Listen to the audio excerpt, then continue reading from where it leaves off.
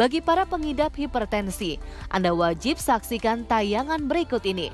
Dr. Cindiawati Pujiadi, spesialis gizi klinik, bersama Dr. Gigi Tengku Anissa akan memberikan informasi ragam makanan yang layak dikonsumsi bagi orang hipertensi. Dan seperti apa cara mengolahnya? Yuk simak di segmen berikut ini.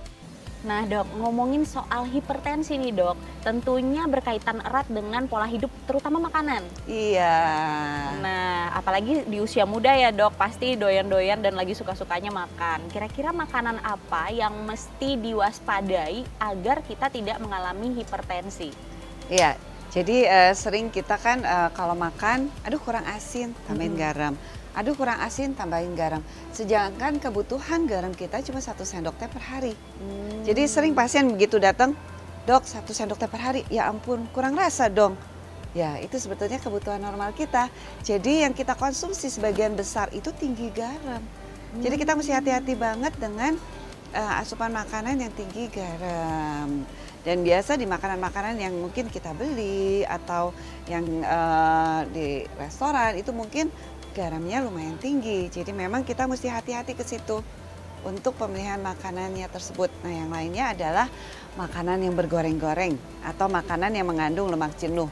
Itu juga kita mesti hati-hati ya, karena itu berkontribusi terhadap resiko terjadinya kenaikan tekanan darah. Yang berikutnya berat badan. Jadi kalau makanan kita terlalu berlebihan kalorinya, kemudian kita jarang berolahraga, berat badan kita naik, resiko hipertensi kita juga akan makin meningkat. Jadi itu yang kita mesti perhatikan. Nah yang berikutnya lagi, tentu saja asupan gula. Kalau kita gulanya berlebihan, kita beresiko juga kegemukan. Nah itu berkontribusi lagi ke arah resiko terjadinya hipertensi. Jadi tidak hanya urusan garam aja yang kita perhatikan, asupan gula juga, karena itu berhubungan dengan resiko kegemukan. Nah kegemukan berhubungan dengan resiko hipertensi. Nah dokter Cindy, jadi kalau seandainya makanan tadi itu bisa meningkatkan hipertensi, dan untuk orang-orang yang sudah terlanjur nih memiliki darah tinggi, apa saja sih kira-kira makanan yang harus diwaspadai agar hipertensinya tidak semakin meningkat? Ya, mari kita lihat sih makanan apa aja yang kita perlu konsumsi untuk menjaga tekanan darah kita. Yuk, udah saya siapkan. Yuk dok.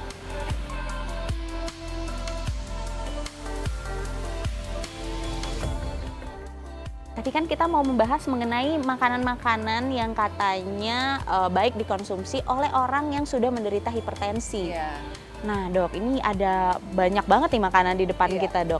Mulai dari sini nih dok, ini ada nasi merah ya? Kita udah punya nih nasi merah ya. Jadi nasi merah ini merupakan karbohidrat kompleks di mana per 100 gram. 100 gram itu berapa? Sekitar 6 sendok makan rata. Itu mengandung sekitar 175 kalori dan 4 gram protein. Jadi kenapa kebutuhan karbohidrat kita beda-beda? Karena ya memang ditentukan oleh umur, tinggi badan, berat badan, kondisi kesehatan, itu yang menyebabkan loh berapa sendok sih kita harus makan, karena beda-beda di kebutuhan masing-masing orang. Nah untuk 6 sendok makan nasi merah tersebut itu sama dengan sekitar 2 lembar roti gandum. 6 sendok makan sama dengan 2 lembar roti gandum ya dok? Nah kalau mau digantiin sama Havermout sekitar 5,5 sendok makan Havermout. Jadi boleh-boleh aja kita ganti-ganti. Kalau mau kentang sekitar 200-an gram kentang itu kalorinya mirip sama 6 sendok makan nasi tadi. Jadi silakan mau sumber karbohidratnya dari nasi merah, roti gandum, Havermout, kentang, silakan. Nasi putih gimana dok? Nah nasi putih 6 sendoknya sama, kalori sekitar 175 kalori, tapi kan seratnya kurang. Oke. Ya jadi kalau misalnya kamu nggak memungkinkan, nasi merahnya nggak ada, adanya nasi putih, ya silakan tambahkan sayur yang banyak. Supaya seratnya nambah, vitamin dan mineralnya juga nambah dari si nasi putih tersebut yang ditambahkan sayur. Nah, selanjutnya dok? Sumber protein. Nah ini kan ada sepotong ayam ya. Sebaiknya memang sumber protein itu kita pilih yang rendah lemak. Misalnya kalau ayam, dada buang kulit. Mau dari ikan silakan, dari telur, dari kacang-kacangan, dari tahu atau tempe, itu boleh silakan. Jadi sekitar 40 gram si ayam ini mengandung sekitar 90-95 kalori. Ya, mau dari ikan juga segitu kurang lebih. Kalau daging kalori yang mirip itu kurang lebih di 35 gram. Jadi ya hampir mirip seperti itu ya. Nah, ini juga bisa digantikan dengan sumber protein lainnya. Misalnya tahu 2 potong atau tempe 2 potong atau kacang-kacang sekitar 25 gram atau 1 genggam. Silakan. Itu semua merupakan sumber protein baik hewani atau nabati, nggak ada salahnya kita konsumsi kedua-duanya, apalagi yang dari nabati itu dari kacang-kacangan itu mengandung kalium di situ. Nah, kalium itu bagus untuk membantu menjaga tekanan darah kita. Nah, yang berikutnya sayuran, jangan sampai lupa sayuran itu kalorinya hampir tidak ada, jadi silakan mau banyak-banyak aja juga nggak apa-apa. Dia mengandung vitamin, mineral, ada seratnya juga di situ. Ini akan membantu kita kenyang juga dan kita akan mendapatkan tambahan serat di situ ya. Nah, yang berikutnya tentu saja nggak ada salahnya kita konsumsi buah. Nah, ini buah-buah yang mengandung tinggi sumber kalium juga. Jadi pisang, alpukat itu kandungan kaliumnya lumayan tinggi, tapi jangan lupa ada kalorinya di sini. Jadi kalau pisangnya gede gini, kalorinya mungkin udah 100 kalori ya. Dengan alpukat segini juga lumayan ada kalori, tapi ini bagus.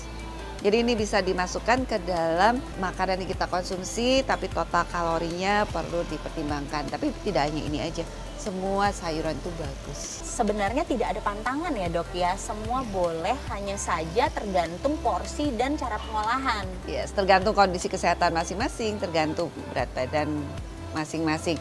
Misalnya nih nasi merah nih sering orang mau gantikan dengan nasi shiratake. Boleh, nasi shiratake itu hampir nggak ada kalori, seratnya lumayan tinggi. Tapi kalau berlebihan, perutnya kembung karena seratnya berlebihan. Jadi itu yang sering orang nggak sadar. Aku makan nasi shiratake, habis itu kok kembung ya perutnya. Nah itu, karena seratnya yang berlebihan juga. Nah, sering juga orang pikir seharian karbonya diganti dengan shiratake, kan hampir nggak ada kalorinya. Habis itu lemot deh karena kurang karbohidrat. Jadi ya memang kita mesti mempertimbangkan semuanya tidak berlebihan. Dikombinasi saja, misalnya nasi merahnya kombinasi dengan shiratake atau nasi putihnya dikombinasi dengan shiratake. Kita kombinasi segala makanan ini sehingga lengkap. Nah, yang berikutnya kita mesti hati-hati adalah tentu saja minyaknya. Jangan terlalu banyak. Jangan terlalu banyak goreng-goreng atau santan-santan, itu akan berkontribusi terhadap tingginya asupan lemak jenuh. Jadi lemak jenuh kita juga jangan berlebihan. Terutama garam ya dok ya. Nah, garam itu hati-hati. Kebutuhan garam kita cuma 1 sendok teh per hari. Jangan sampai berlebihan. Kalau berlebihan ya lewat jatah kita. Kalau jatah kita lewat, tensinya akan beresiko untuk lebih naik.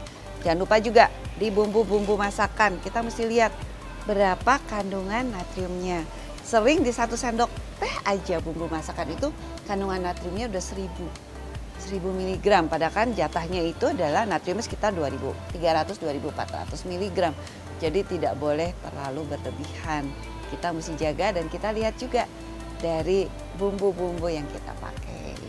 Dokter Cindy, jadi apa nih tipsnya buat pemirsa di rumah yang mungkin beresiko tinggi hipertensi ataupun yang sudah mengalami hipertensi? Nomor 1 tentu saja garam. Kebutuhan garam kita kan cuma 1 sendok teh per hari. Yang berikutnya tentu saja air putih, jangan lupa. Kebutuhan kita akan cairan sekitar 8 gelas per hari. Nah, jangan lupa tidur cukup. Kalau misalnya kita tidurnya kurang, tensinya cenderung naik juga, jadi sekitar 6-8 jam per hari kita tidur cukup, kemudian berolahraga rutin. Jangan lupa bisa jogging, mau sepeda, mau berenang, didukung sama latihan otot, resistance training. Itu akan membantu kita menjaga kebugaran kita, menjaga lemak tubuh kita lebih rendah. Nah pemirsa, itulah dia tadi bincang saya bersama Dokter Cindy, spesialis gizi klinik. Semoga pemirsa di rumah mendapatkan manfaat dari informasi Dokter Cindy hari ini. Terima kasih banyak dokter. Sama-sama. Saya Dokter Tengku Anissa dan Dokter Cindy, spesialis gizi klinik untuk Hidup Sehat Plus.